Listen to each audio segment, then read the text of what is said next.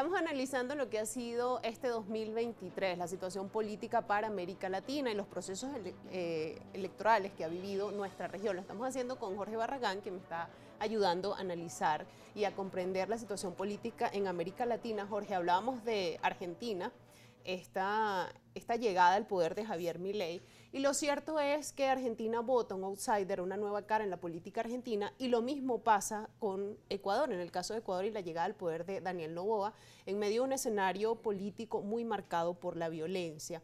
¿Cómo analizas lo que fue este proceso electoral para Ecuador y la situación política que atraviesa el país? Bueno, vemos cómo en Ecuador y la crisis social y la crisis de violencia llevó al asesinato de un candidato presidencial, y vimos cómo realmente eso fue el tema que marcó toda la campaña electoral de los candidatos, llegando al debate de los candidatos presidenciales, donde todos estaban muy parejos, no pareciera ningún claro ganador para pasar al balotaje. Solamente la que llevaba la delantera en las encuestas era la candidata de Rafael Correa. Y en ese debate se destaca Daniel Noboa, básicamente interactuando y teniendo una conexión con su mensaje con la población que estaba observando el debate, y eso hace que pase a segunda vuelta, pase al balotaje y enfrenta a la candidata del correísmo, que ya pasa por segunda vez que el candidato del correísmo pasa a una segunda vuelta. Son la primera minoría organizada, pero no tienen la capacidad de hacer alianzas y aglutinar por su posición política bastante extremista de izquierda, que lleva a que no tenga la capacidad de articular los diferentes apoyos para permitirle ganar en un proceso de segunda vuelta. Eso hace que todos se junten contra el candidato del correísmo y Daniel Noboa obteniendo el triunfo como el próximo presidente del Ecuador. Entonces vemos como un candidato fresco, un candidato joven, donde su esposa es influencer, y pareciera llamar a esas nuevas tendencias en la política, que termina siendo un poco más, en este caso, lo que él representa como marca, su papá empresario, llega a la política y rompiendo un poco los paradigmas de izquierda o derecha, un poco los paradigmas ideológicos, sino sencillamente teniendo propuestas claras con respecto a los problemas que vive el Ecuador, que terminan siendo conectando, y a las circunstancias sociales y la crisis que tiene el Ecuador, llevándolo a la presidencia de ese mismo país. Entonces vemos qué puede pasar con él. Pareciera que ya hizo un acuerdo con el correísmo, porque entendiendo que no es mayoría en el Congreso, y el Congreso hubo una crisis política bastante aguda en el Ecuador con respecto al Congreso, y buscando darle un juicio político en ese momento al expresidente Lasso, y eso hizo que Lasso convocara unas elecciones anticipadas, que fueron estas, y él tiene que terminar ese mandato de Lasso, que no lo pudo terminar, y viendo, para poder hacerlo, se ve que está tomando acciones o busca acuerdos políticos para tratar de tener el control del poder y la gobernabilidad que le permita llevar y terminar su periodo.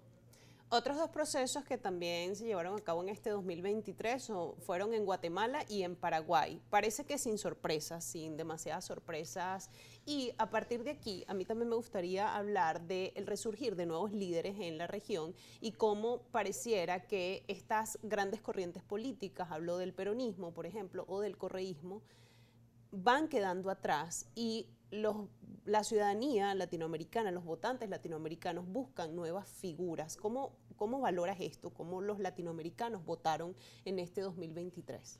Bueno, vimos las elecciones del Ecuador, vimos que fue un candidato nuevo, vimos la elección de Argentina, que fue también un candidato nuevo, vimos las elecciones en Guatemala, como bien dices, que fue un profesor, un sociólogo, Bernardo Arévalo, que generó un movimiento semilla de profesores, un movimiento que rompe también con el estatus partidista que venía mandando en el Ecuador, y ganando una elección inesperadamente, porque fue de esa forma, de esa manera. Y antes de poder formar ya gobierno y de poder establecerse en el gobierno, básicamente tiene en contra el tribunal, la fiscalía y diferentes poderes constituidos, que hacen que toda la proeza y la épica de poder llegar a la presidencia de Guatemala sea más grande y más fuerte, porque venían sin recursos, sin apoyos. Y bueno, pareciera que todos los países de la región buscan apoyar a que la presidencia de Bernardo Arévalo se pueda consolidar y pueda tomar el poder en este caso. Y por otro lado, vimos el ejemplo del gobierno del Paraguay, que sigue siendo el Partido Colorado el que sigue mandando. No es sorpresa, se sigue manteniendo el establecimiento político en el Paraguay, en este caso con Santiago Peña, un candidato joven, fresco, que viene con tratar de resurgir y hacer Paraguay en el escenario internacional vuelva a tener cierta fuerza y cierto valor y cierto peso. Y eso es un poco la premisa básica de lo que fue su campaña electoral. Pero bueno, vemos eso, como te comentaba al principio en el primer bloque, el agotamiento de los partidos, el agotamiento de los sistemas, y las personas y los pueblos eligiendo por nuevos candidatos, nuevas ofertas políticas, nuevas ideas, para tratar de romper con las falsas expectativas que a lo mejor otros candidatos presidenciales tradicionales que se mantuvieron en el tiempo tenían. Entonces vemos un poco eso lo que pasó este año. Más allá de la dinámica electoral, Jorge, también es preciso analizar en esta edición de Ampliamente la situación política en Brasil. Brasil, por supuesto, es el gran gigante de nuestra región, que además geopolíticamente tiene un impacto muy importante, y también la situación en Colombia.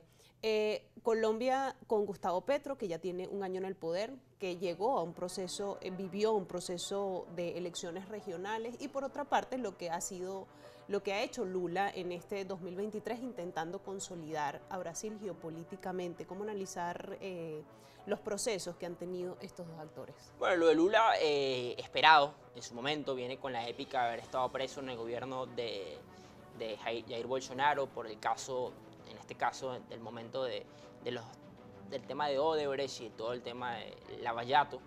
Y bueno, la épica del obrero, del que ya fue presidente, del que hizo Brasil en el escenario internacional una potencia a sí mismo, y la potencia del sur global y la potencia de Latinoamérica. En ese caso lo ha representado muy bien Lula da Silva, que ha vuelto a hacer escuchar la voz de Brasil en el mundo, en diferentes foros internacionales, y como volviendo a recrear y a relanzar lo que fue el BRICS.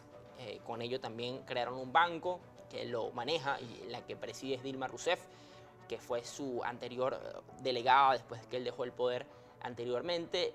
Entonces, bueno, vemos cómo Lula da Silva vuelve a tomar y logra con su figura encarnar la posición de Brasil otra vez en el mundo, en el sur global, y que Brasil sea escuchado, ¿no? Para eso también tiene que tener capacidad de articular la región. Lo han ido intentando con diferentes foros este año, enfocándose en el tema del medio ambiente e intentando consolidar un acuerdo por el tema de la Amazonía, intentando consolidar un nuevo foro de integración, sea la UNASUR o sea la CELAC, cosas que son valiosas e importantes para la región. Lo hemos dicho y lo hemos repetido bastantemente, ¿no?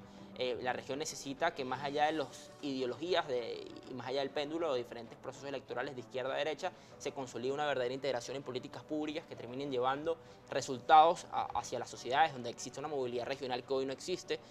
La movilidad regional es informal.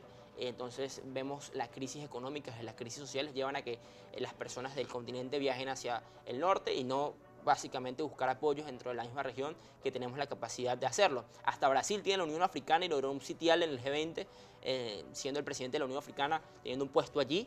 Y en el caso del continente, el continente latinoamericano, que no tiene ningún conflicto en guerra, no está en guerra en ninguna parte del mismo, no puede hacerlo, no puede consolidar un bloque que permita que sea escuchado, en este caso los países, con sus problemas, que muchos de esos problemas son comunes. Los problemas de la falta de empleo, la falta de oportunidades, los problemas de la economía son comunes en la región, y pareciera que no logran consolidar las desigualdades. Somos la región más desigual del mundo.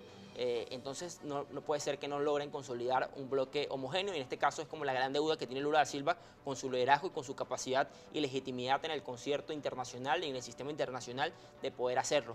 Y vemos cómo da pasos en esa dirección, intentándolo. Jorge, vamos a hacer una pausa en este análisis, en esta conversación, y al regreso vamos a hablar de los procesos electorales que enfrentará Latinoamérica en el 2024 y también los diferentes mecanismos de integración que la región intenta hacer funcionar para lograr uno de los grandes sueños de América Latina, que es integrarnos. Hacemos una pausa y ya regresamos.